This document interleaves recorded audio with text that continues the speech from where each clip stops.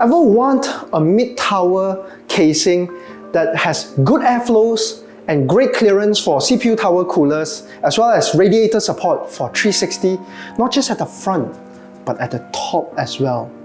And have you ever wanted a casing with a temperature display at its front? Well, DeepCool seem to have done just that.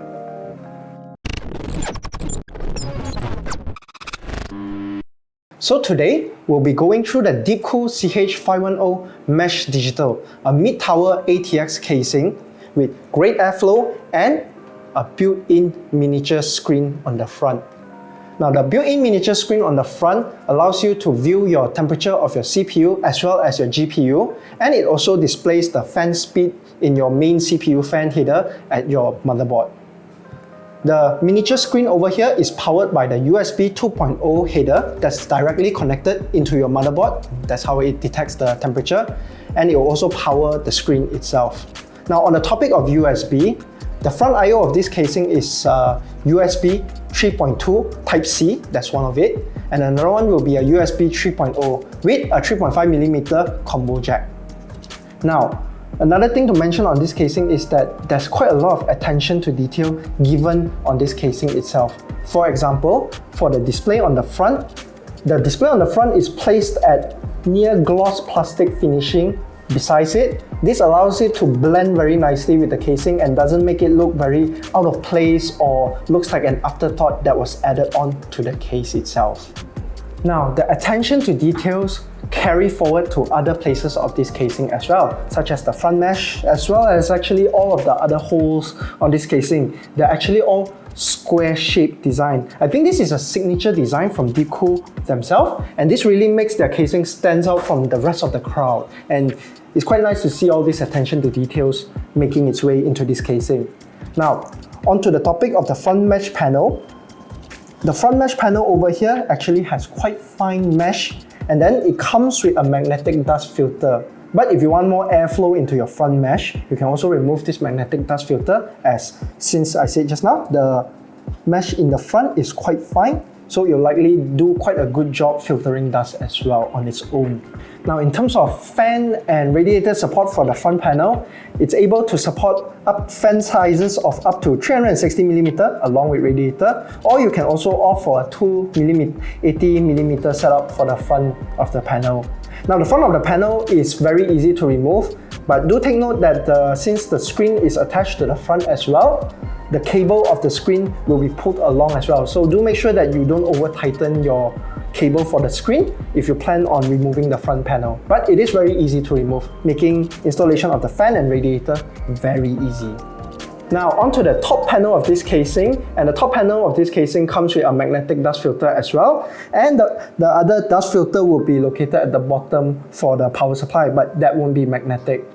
Now, for the fan and radiator support for the top panel, it will be able to support fan or radiator up to 360mm in size or 280mm as well if you prefer. Now, I really like this configuration as support for 360mm radiator is quite rare in a mid-size, mid-tower ATX casing. And I personally like it on top is because the AIO pipe will be facing downwards, which is the configuration that I like. A nice touch for the tempered glass for this casing is that it is a screwless design, so you'll be able to pop in and out the glass very easily as it attaches to the case magnetically up here. But you can also screw the glass down at the back over here for extra security. Say maybe if you're moving your casing from one place to the other, it's nice that there's an option for extra security back here, so that's very nice. Now, moving on to the back panel of this casing, it comes with the standard 7 PCI-e slot for ATX casing, and it will come with one included 120mm fan. But you can feel free to switch it out to a 140mm fan if you prefer. However, do take note that if you switch the 120mm fan to a 140, then you will likely not be able to fit a 360 radiator configuration at the back, as it will clash slightly. Now, moving on into the inside of this casing, and it is very spacious. It's very nice to see that there's two rubber grommets at the side over here as well, and the rubber grommets will be able to hide cables from the back and allow them to come to the front while hiding some cable mess at the back. Now another very nice thing that's included for the inside of this casing as well is an included GPU holder. Perfect for the new generation of GPU. As we all know, they're rather thick. So it is nice that it's included into this casing as well. Now, two more nice things of this casing is that you are able to fit two 120mm fans at the bottom here, allowing you to have better airflow for your GPU as well if you prefer to have direct airflow up here. On the topic of GPU, the GPU clearance for this casing is very good as well, as it is able to fit GPU of sizes up to 380mm without the front for fans or radiator, and it is able to fit CPU coolers of height of up to 175mm, which means that any tower cooler in the market right now will fit into this casing without much problem. Now moving to the back of this casing, now before removing the back panel, we can see that there's some ventilating holes over here to allow for more airflows to go into the power supply shroud area of this casing. And it also improves on the aesthetic of this casing as well, as it really sells the idea of the squares being part of the identity of this casing. Now on the inside of the back over here, at the rubber grommet area over here, you can see that there's two channel tunnel over here, allowing you to tie up your cables and direct them down to the power supply shroud area, making cable management on this casing a breeze. Now onto the next area would be the SSD mount area over here, which you have two, which means you can put two 2.5-inch SSD drives over here, and they'll be using this rubber inserter over here, so you just need to screw in some little screw on the SSD and you can mount them very easily over here. And moving from this area to the bottom area of this casing, we'll get to the hard disk tray, which there will be one over here, allowing you to support two 3.5-inch hard drives below here.